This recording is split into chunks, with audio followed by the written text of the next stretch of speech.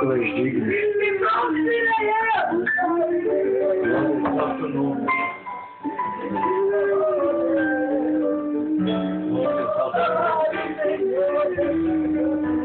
Obrigado.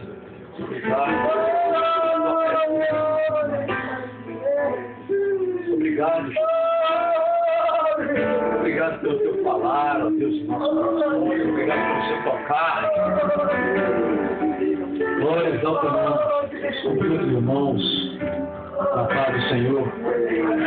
Presença maravilhosa do nosso Deus. Nós não podemos impedir, irmãos. Nós não podemos impedir. Quem somos nós para impedir a presença e o agir de Deus no nosso meio? Glória a Deus. Como foi ministrado aqui no início do culto, há tempo para tudo. E há tempo também de nós ganharmos presentes. Há tempo para nós ganharmos esse presente e abrir esses presentes. E há tempo também que nós ganhamos o presente e deixamos para abrir depois. E em torno de mais ou menos 2 semanas atrás, aconteceu uma notícia que virou, um fato que virou notícia no mundo inteiro. Um homem, mendigo, na beira da rua, simplesmente com a placa dizendo, eu acredito que eu recebi um presente de Deus. Eu acredito que eu recebi um presente de Deus. O que chama a atenção daquilo que aconteceu na vida daquele homem não é o presente que Deus deu para ele, que é a voz dele, mas sim o nome de Deus está no meio. Porque ele pode ter uma voz bonita, mas se ele não tem Deus na vida dele, simplesmente é um talento. Simplesmente é algo que não vai fazer diferença na vida da pessoa. E para que nós venhamos entender um pouco do texto que nós vamos ler, eu gostaria que os irmãos pensassem em cima dessa história, porque nós precisamos de acreditar no presente que nós já recebemos de Deus, para que nós venhamos ter convicção daquilo que Deus nos deu. Eu gostaria de convidar os irmãos para abrir a palavra de Deus no livro de Atos, capítulo 3, versículo 1. Livro de Atos, capítulo 3, versículo 1. Glória a Deus. Os irmãos podem continuar sentados. Sabendo que ontem foi um dia trabalhoso. Tivemos ali matando neve a noite toda, mas estamos, glória a Deus, estamos aqui. Louvando a Deus, agradecendo a Deus, porque é Deus que faz todas as coisas. É Ele que opera em nosso meio. Glória a Deus, porque nós estamos aqui. Você chegou aqui até o final dessa campanha. Assim como o presbítero Jordano estava dizendo no início, que há tempo para tudo, e o tempo de você receber o seu presente e trazer isso à tona, é Deus que vai estabelecer na sua vida.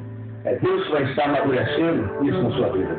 E a palavra de Deus nos diz da seguinte forma: Pedro e João subiam ao templo para a oração da hora nona.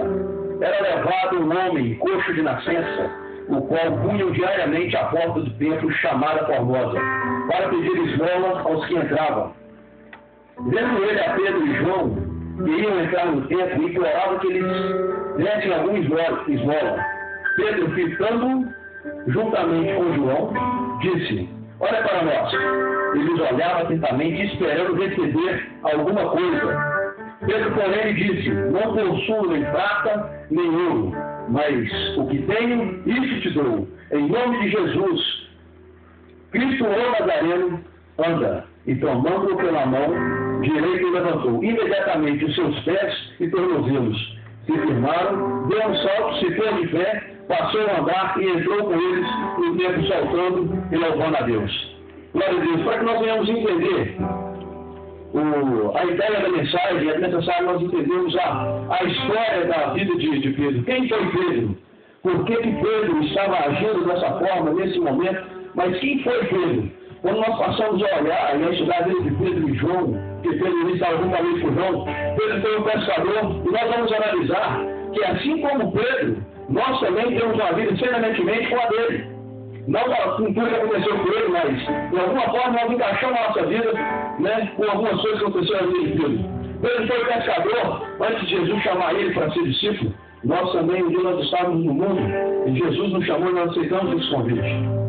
Ele viu Jesus curar a sogra dele e assim também nós vemos Jesus curar parentes, vemos Jesus curar amigos, e nós estamos sempre na presença de Deus, vendo Jesus fazer milagres no nosso meio.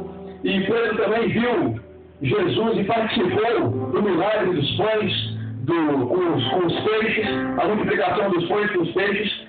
E Jesus, e logo depois que aconteceu esse milagre, Pedro, junto com os outros discípulos, foi para atravessar o mar da Galileia, que é o lago da Galileia, e no meio daquele lago houve uma tempestade.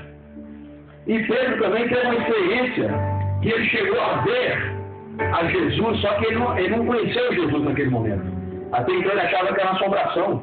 Só que quando nós também, muitas das vezes, estamos passando por tribulação em nossa vida, e nós olhamos, às vezes, e não conseguimos enxergar Jesus naquela situação, é porque nós precisamos de fitar, nós precisamos de colocar os nossos olhos em Jesus, assim como Pedro fez, para ver aquilo que Jesus ia fazer na vida dele. Então, quando Pedro viu que era Jesus, Pedro automaticamente quis ir ao encontro de Jesus. Jesus, se és tu, peço que eu vá até a ti. Aí Jesus revelou que Pedro fosse até ele. Pedro começou a andar sobre as águas, mas por causa da falta de fé e por causa da dúvida de Pedro, Pedro afundou. Mas Jesus estendeu sua mão e levantou a Pedro naquele instante. Em muitos momentos também nós também passamos por situações assim. Nós passamos por situações que nós estamos andando. Pedro aqui, ele estava vivendo em cima do milagre. Ele estava andando em cima do milagre, mas ele não acreditou que ele poderia poupar o milagre. Muitas das vezes nós também, acontece a nossa vida assim como Pedro. Começamos a andar, começamos a enxergar o milagre, nós desistimos, deixamos, mas mesmo assim, meu Deus, Ele estende a mão e nos resgata, nos dando força para entender que Ele tem algo para a nossa vida e que o milagre vai chegar na nossa vida. Aleluia. Pedro também, logo depois, chegou a Jesus repreendendo Jesus.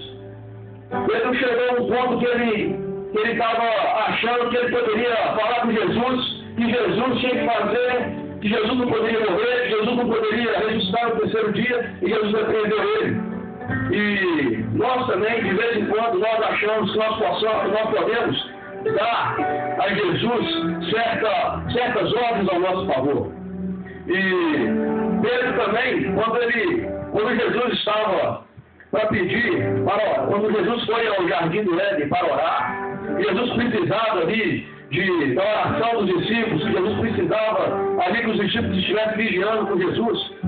Quando Jesus voltou e olhou para Pedro, Pedro estava dormindo, não estava vigiando, não estava orando. E nós também, acontece muitas das vezes isso com nossa vida. Muitas das vezes nós não oramos, muitas das vezes nós não vigiamos. E na hora da tribulação, é a hora que nós precisamos de estar orando e nós não vigiamos. Então, nós começamos a entender que tem uma semelhança entre Pedro e a minha vida. Tem uma semelhança em aquilo que aconteceu com Pedro e a minha vida, com aquilo que aconteceu com João. João não estou falando muito dele porque os evangelhos não relatam muitas atitudes de João. Mas nós vamos entender, assim que nós entrarmos no texto, nós vamos entender qual é a parte essencial que João está tendo aqui junto com Pedro.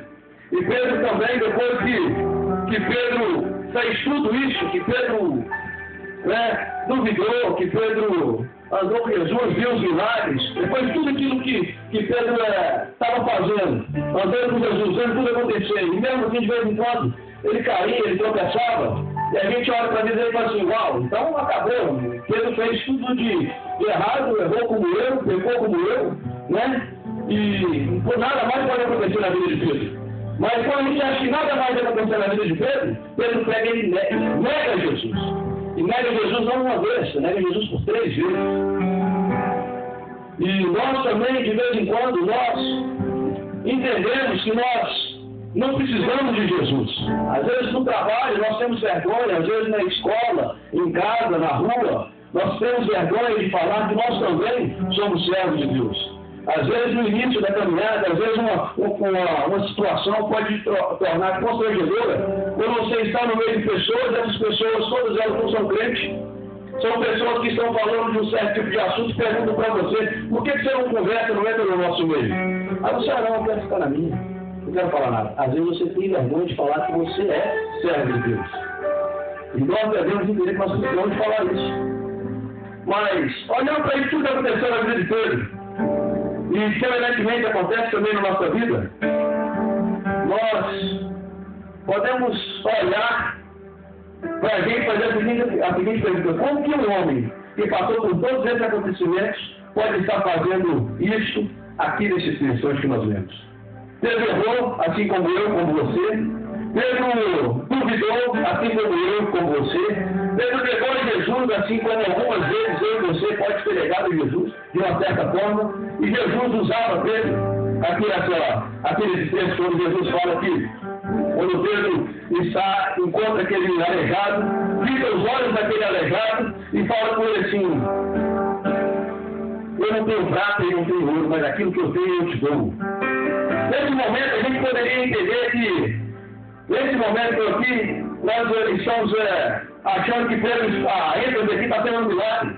A ênfase aqui está sendo no paralítico se levantando, na oração de Pedro. Mas o que a gente tem que entender é que Pedro também, assim como eu e como você, recebeu uma promessa de Deus. Pedro recebeu um presente lá atrás, que Jesus falava com ele assim: você vai ser a coluna da minha igreja. Você vai receber algo que as pessoas não vão poder receber, se elas não aceitarem Jesus, se elas não batizarem nas águas. Pedro aqui nesse instante, ele estava colocando em prática o presente que Deus tinha colocado nas mãos dele, que Jesus tinha colocado nas mãos dele. Pouco tempo atrás, quando nós olhamos aqui o livro de Atos no capítulo 2, Pedro tinha acabado de sair do Pentecoste, do dia de Pentecoste.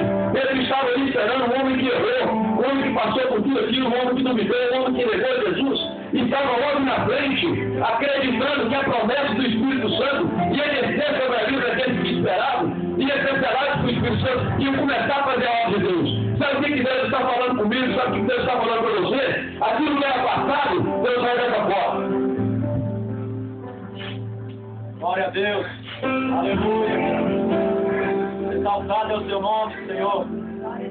Glória ao nome de Jesus. Porque, meu Deus, não se preocupa com o passado. Você pode ter errado. Você pode ter, muitas das vezes, duvidado. Você pode ter, algumas vezes, negado a Jesus. Mas, meu Deus, não se preocupa com o seu passado. O meu Deus quer saber do seu presente. Quer saber que você coloca na presença dele, humildemente, reconhecendo que você é pecador, que você tem como melhorar através do sangue de Jesus. Porque ele começa a escrever algo diferente. Eu quero chamar o pastor Humberto e o Dionísio, por favor. Eu gostaria de fazer uma ilustração. Eu queria que os irmãos prestassem atenção de que forma que nós usamos aquilo que Deus coloca na nossa vida.